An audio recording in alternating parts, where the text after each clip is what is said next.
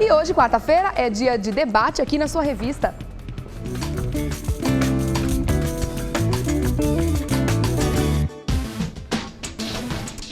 Olha, os índices de acidentes, e complicações que a gente tem no trânsito, no dia a dia, realmente são grandes aqui no Brasil, muito preocupantes, principalmente se comparados com números de outros países, de países desenvolvidos, onde a educação no trânsito é levada como uma questão de prioridade. Só que ao contrário do que muitas pessoas imaginam, dentre as pessoas que se movimentam de moto na cidade, os motoboys não são as maiores vítimas, os motociclistas são as maiores vítimas dos acidentes. Vamos acompanhar nessa reportagem.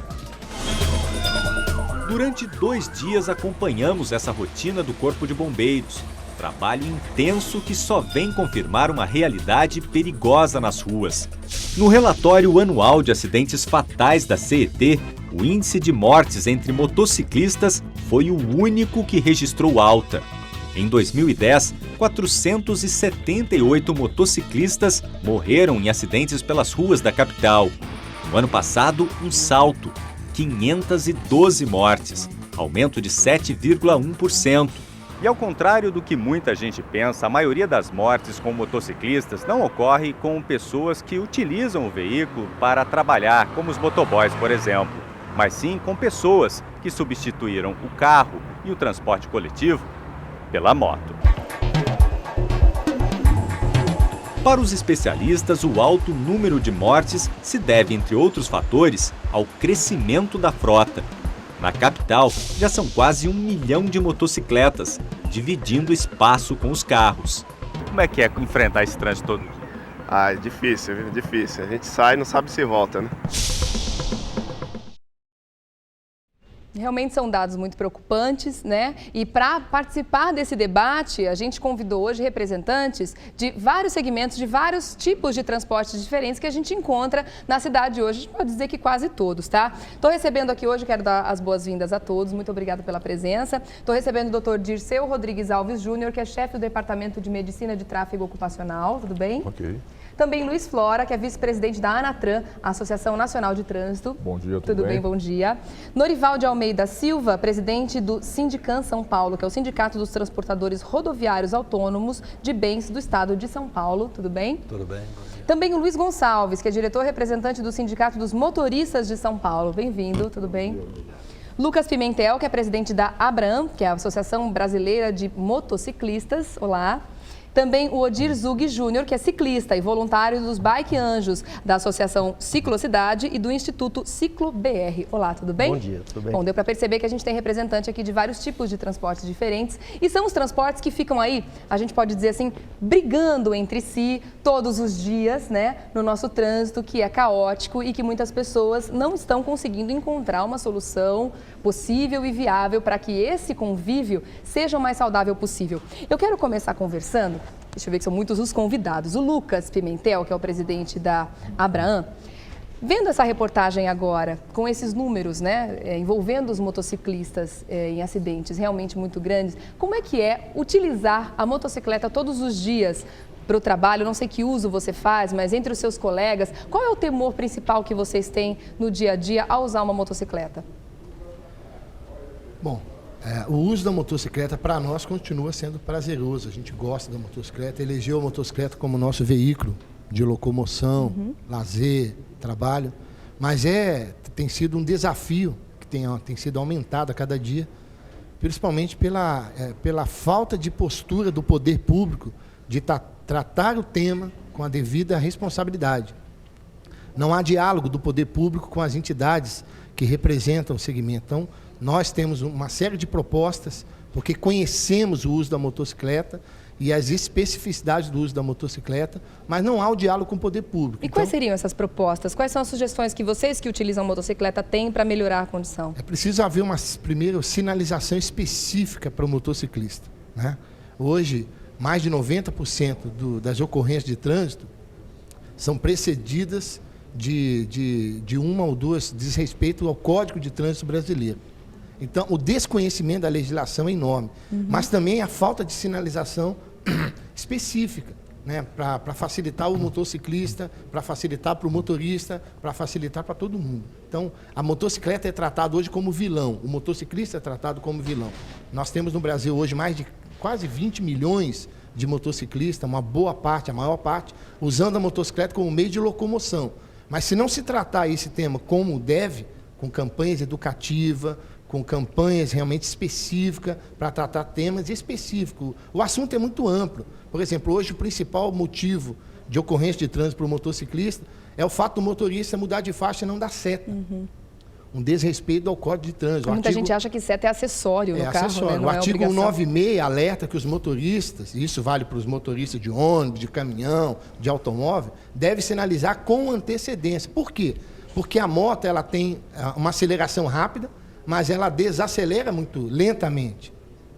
Então, o motociclista ele tem um tempo de frenagem que ele precisa ser avisado com antecedência para saber o que fazer. Sobre esse desrespeito às leis, eu queria falar com o Luiz Flora, porque é impressionante, né? Algumas pessoas realmente parece que não têm medo nenhum das leis, do que está escrito no papel, de ser pego de alguma forma, desrespeitando a lei de uma forma ou de outra, porque as leis elas enrijecem, né? A gente teve aí um endurecimento das leis, um aumento das multas, das pontuações na carteira, até com relação à lei seca, né? A gente percebeu que durante um tempo as pessoas ficaram com um certo medo. Depois, este mês, por exemplo, a gente viu aí no feriado de Corpus Christi os números mostrando que o número de pessoas que foram pegas pelas blitz da lei seca durante o feriado foi maior do que o ano passado. Quer dizer, de repente a lei começa a se perder no tempo, no espaço, ninguém sabe para onde vai. Mesmo com esse enrijecimento, as pessoas não estão respeitando. O que está faltando, na sua opinião? Olha, eu concordo com a opinião do Lucas. O que está faltando, Regiane, é educação de trânsito e conscientização. Conscientização de deveres e direitos. Como representante da Associação Nacional de Trânsito, nós lidamos com todos os tipos de transportes. Nós aqui não estamos para criticar o motociclista, não estamos para criticar o ciclista, não estamos aqui para poder entrar naquilo que você colocou na tua pauta editorial, muito bem colocada, que é aquela guerra que se cria quando alguém entra num veículo. Até porque o nosso entendimento é o seguinte: eu posso estar conduzindo um veículo agora, mas eu não deixo de ser pedestre. Eu, se eu tiver uma bicicleta, não deixo de ser ciclista. Eu, se eu puder ter uma motocicleta, não deixo de ser motociclista. E eu posso utilizar o transporte público, que é o ônibus, o transporte coletivo. E eu também tenho consciência, nós temos consciência, de que os caminhões também são necessários para a logística de um abastecimento na cidade. Então, esta guerra que se criou, quer dizer, não adianta ter leis. É preciso educação de trânsito, é preciso conscientização, é preciso que o poder público haja não só na fiscalização da indústria da multa, que isso é uma coisa muito importante de falar. A fiscalização ela deve ser educativa, ela deve ser preventiva, a cidade deve ter que ser sinalizada devidamente. Para isso existem até ações civis públicas, obrigando o poder público a sinalizar devidamente o município de São Paulo, o que já foi colocado aqui, que não é sinalizado. Então, o que ocorre? Ocorre geralmente é o seguinte: esta guerra faz com que pessoas que são ao mesmo tempo pedestre, num momento, depois, em outro momento, motorista, ciclista, acabem virando inimigos numa coisa que é trânsito. Concorrentes, né? Concorrentes. E o trânsito, ele é uma coisa tão estressante, mas é uma coisa que é um mal necessário, que existe em todas as metrópoles, que precisa ser bem ordenado, bem dirigido, bem fiscalizado, bem planejado, com uma engenharia competente, com sinalização e, principalmente, educação de trânsito. Isso que você colocou é muito importante. Eu queria até que o Dr. Disseu falasse sobre isso também, porque as pessoas, independente do veículo que elas utilizam, que elas escolheram para utilizar, em algum momento elas vão ser pedestre. Vai estacionar o carro ali, vai andar pela calçada para chegar até o lugar. E às vezes esse desrespeito acontece, né, em vários lugares. Hoje de manhã eu estava assistindo no telejornal da manhã, em uma outra emissora, que tinha uma pessoa andando numa BR, no lado esquerdo da rodovia. Quer dizer, o pedestre muitas vezes se coloca num lugar de risco e isso pode causar um problema enorme, não só para ele, que está se colocando nessa condição, mas para outras pessoas também, né? Lógico, não há dúvida. Ele acabou de falar que a educação é a coisa necessária. Existe no Código Brasileiro de Trânsito uma determinação, um artigo que determina que se faça a educação de trânsito de tenridade, desde a pré-escola até os 18 anos. Essa educação é aprender a lei, aprender a sinalização de solo vertical, é aprender dentro do curso secundário, aprender as leis da física, que fazem, os vetores de força que fazem o carro capotar, derrapar, né? Aprender que os gases, vapores, produtos químicos emanados do veículo, né, são capazes de contaminar o meio ambiente, contaminar a gente, produzir doenças. E ele chegar num curso de formação de condutores e haver uma modificação radical nisso aí. Nós aprendemos a dirigir no trânsito a 30, 40 km por hora, aprendemos a subir uma ladeira e não deixar o carro recuar, aprendemos a estacionar o carro e nada mais você aprende. É verdade. Você não conhece os riscos da estrada, da área urbana, da chuva, do piso escorregadio, da neblina, você não conhece nada, nem sobre a velocidade. Como eu vou usar a estrada se eu não conheço essa estrada? Então, haveria necessidade nesse curso de formação de ser inserido aí o que nós chamamos de simuladores, né? Ele vai sentar diante de uma máquina em que ele vai treinar todas as situações adversas que ele vai encontrar no trânsito. E é interessante também que as pessoas saibam que a manutenção do veículo que elas estão utilizando também é muito importante, não só para não colocar ela mesma em risco, mas também outras pessoas. E aí entram também, vamos apimentar um pouquinho aqui essa conversa, eu quero também que o Norival fale isso pra gente, que ele é presidente do Sindican, né? E parece que quanto maior o veículo que a pessoa está dentro, mais poder ela tem, né? Ela fica grande. Muita gente quer entrar dentro de um carro grande com vontade de passar por cima de um monte de gente. E estando dentro de um caminhão, né? Imagino que você tem uma arma ainda maior na sua mão. A gente sabe também que muitos caminhoneiros acabam colocando pessoas em risco nas estradas, né? As pessoas que fazem transporte de mercadorias, de bens, de valores, justamente por conta da carga horária excessiva, né? O tempo que estão na estrada muitas vezes, às vezes fazendo uso de drogas, a gente tem, né, consegue ter aí acesso a denúncias de caminhoneiros muitas vezes que vão para as estradas sob efeito de drogas para ficar mais tempo acordado. Precisaria acontecer uma educação também mais ampla e mais informativa para esses motoristas, para que esse risco não seja aumentado no dia a dia, no trabalho deles, no ganha-pão deles, afinal de contas? Ele não só precisa, ele é necessário. Aproveitando até com o que o próprio doutor Dissel está colocando, é a única categoria que nós temos, é do nosso trânsito, que nós temos o profissional e o amador.